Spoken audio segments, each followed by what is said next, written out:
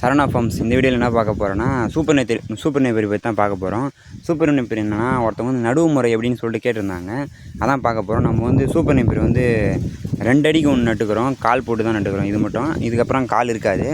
Super Napier நடும்போது 2 அடிக்கு ஒன்று நட்டுனா நீங்களே பார்த்தா தெரியும். இதுவே நீங்கள் வந்து நெருங்கு நட்டிங்கன்னா இவ்வளோ மகசூல் வராது.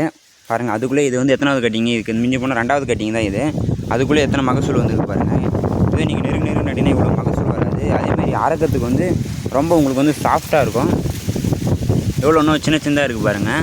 ஹைட்டும் இவ்வளோ ஹைட் வந்துச்சு, ஆனாலும் சாஃப்டாக இருக்குது.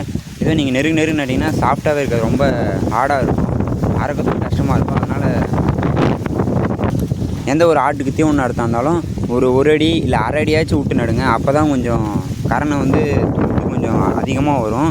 துளிர் விட்டு நிறைய வந்தால் தான் உங்களுக்கு நிறைய மகசூல் கிடைக்கும். அதனால தான் நம்மளுக்கு வந்து தீவனமும் கரெக்டாக இருக்கும்.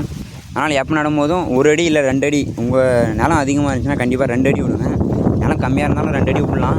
அதான் கொஞ்சம் வந்து உங்களுக்கு ஹெல்ப்ஃபுல்லாக இருக்கும். அதுக்குள்ளே எத்தனை துளுத்து வந்துருக்கு பாருங்கள். மகசூல் எப்படி நல்லா இருக்குது பாருங்கள். இது 2வது கட்டிங் தான். 2வது கட்டிங்லேயே இப்படி வரது பெரிய விஷயம் தான். ஏன்னா நல்ல அடி உரம் கொடுத்து இயற்கை உரம் கொடுத்ததால நல்லா இருக்குது.